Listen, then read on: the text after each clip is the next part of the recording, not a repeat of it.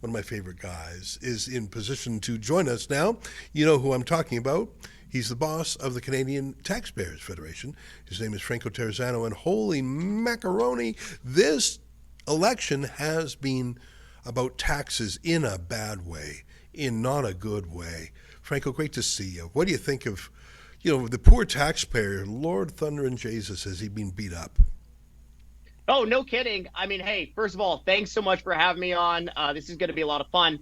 But you know what? It's not just taxpayers today. It's really all of our kids and grandkids that are going to be clobbered here. One of the things I was actually a little bit surprised about, and maybe I'm a little naive, but I thought Carney was supposed to be better with the math than Trudeau. Yeah. I thought the banker was supposed to be better with the numbers than the drama teacher, but I guess I was wrong. Carney's budget plan, if we can call it that, is going to rack up like $225 billion of debt over the next 4 years. Ezra, that's about $100 billion more of debt than even Trudeau was planning to rack up. Like, guys, I didn't know it was possible to budget worse than Trudeau. I guess I was wrong. Yeah, we've got your commentary here. Liberal leader Mark Carney's planning to borrow more money than former Prime Minister Justin Trudeau. I'm just reading from the taxpayers' website. That's an odd plan for a former banker because the federal government is already spending more on debt interest payments than it spends on healthcare transfers to the provinces. Yeah, I mean, I remember when Justin Trudeau had that goofy comment. We had a bunch of them, but one of them was the economy grows from the heart or something, or the budget balances itself. Like he from had the heart outward. From the heart out. And people just rolled their eyes, but I guess boomer women just said, oh, he reminds me of his father. He's so handsome. Mark Carney's value proposition was, I'm a top economist. These are tough times. Trust me. But to be worse than Trudeau, that's like copying your exam results from the dumbest kid in class. Like, what? That's my question for you. What? Well, hey, let's talk about another Trudeau gaffe just for a second when he said, I don't think about monetary policy. The only difference there is that I actually believed him. Yeah. When he said he didn't think about monetary policy, yeah, I believed him.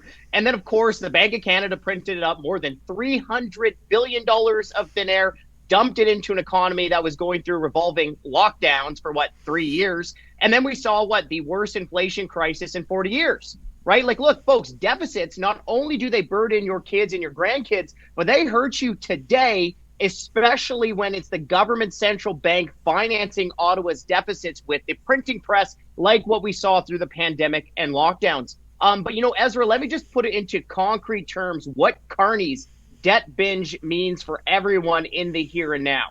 Okay, because Carney wants to rack up even more debt than Trudeau. I mean, look, he's going to waste about $1 billion more every year on interest payments. $1 billion more every year on interest payments. Well, what does that mean? I mean, $1 billion is about the cost of building a brand new hospital. And look, that's gone. And Ezra, all of that new debt is on top of the fact that Trudeau doubled the debt in less than a decade. Hey, folks, welcome to Canada, where every dollar you pay in federal sales tax goes to pay interest on the government credit card. Sheila, jump in.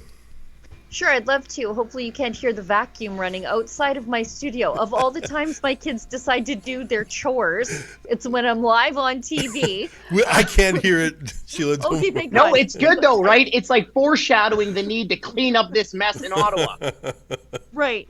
That's one of the things I wanted to talk to you about because we saw that Privy Council report from Policy Horizons foreshadowing doom and gloom, Hunger Games style situations for the rest of the country or for the entire country by 2040. And that report was written in January. And now it just came out, but the report itself was written in January, which means that it was under the previous government's financial projections. And now they're $100 billion bigger. So my question for you is, are we like 2035? I'm strangling geese in a public park? Like, what can we look at here? Well, it's funny that you talk about 2040. There's another projection, this time from the parliamentary budget officer, that looked at what Trudeau's last budget and said, hey, folks, even at the best of circumstances under the Trudeau government, you're not going to get a balanced budget until 2040. right? So I guess the budget doesn't exactly balance itself. But even under those projections, right? Essentially, the federal government had to say no to any new spending. Like that would have been great, but it's kind of like me saying no to that second piece of pumpkin pie on Thanksgiving.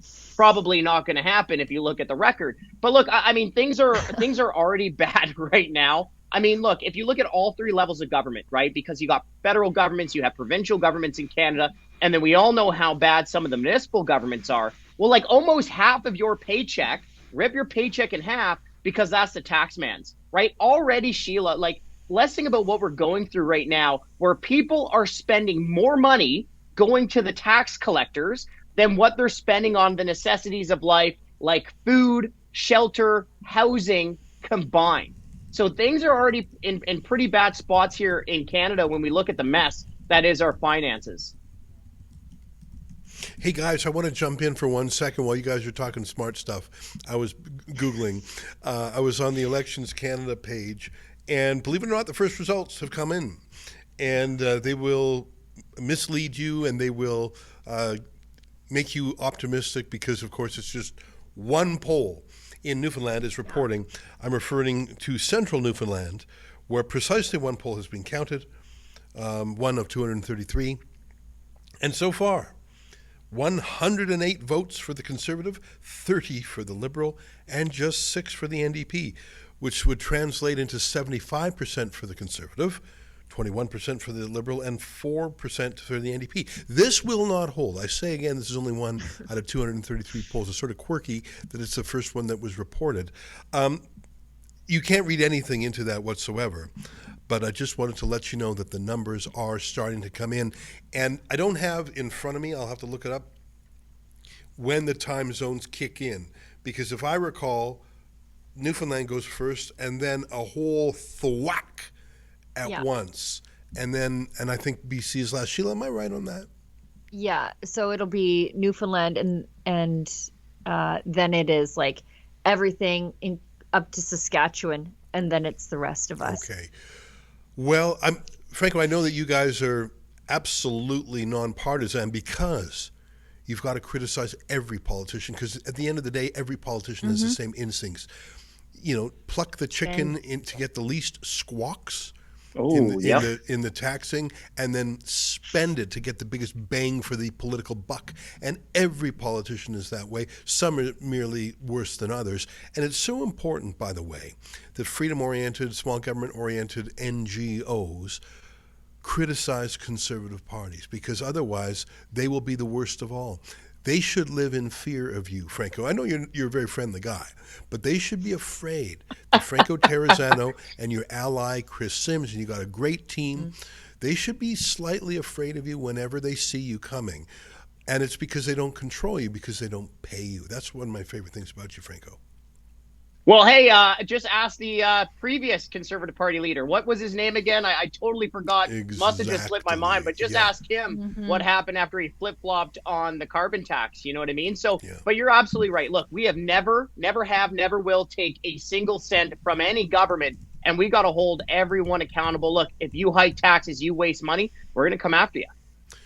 You know, we only have a minute or so left with you, but I want to refer to your book, because although it was themed around the election, I think its value is enduring. So give us 1 minute on the book.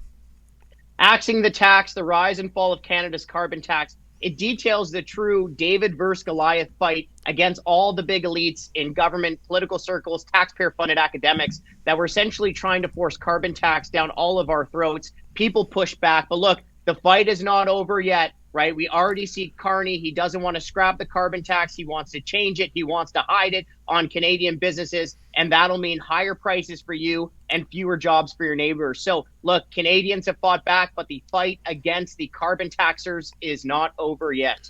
You're so right. We just showed the cover of the book. It's a great cover, The Rise and Fall of Canada's Carbon Tax. God forbid if Mark Carney wins, we will have so much work to do because, of course, as everyone has noted, he did not scrap the carbon tax. He merely set it at zero, which would be like taking a car that the engine is still running and putting it into neutral. you can easily be put into drive. And that's the problem here. I truly fear that Canadians have been tricked, but I know you're on the case. Franco, great to see you. Thanks for joining us tonight, and good luck to us all. Hey, thank you both. Talk to you later. All right, there he is, one of my favorite guys, Franco Terrazzano. And his book, again, is called Axing the Tax. I forgot to say you can get it on Amazon, which is an easy place to get it.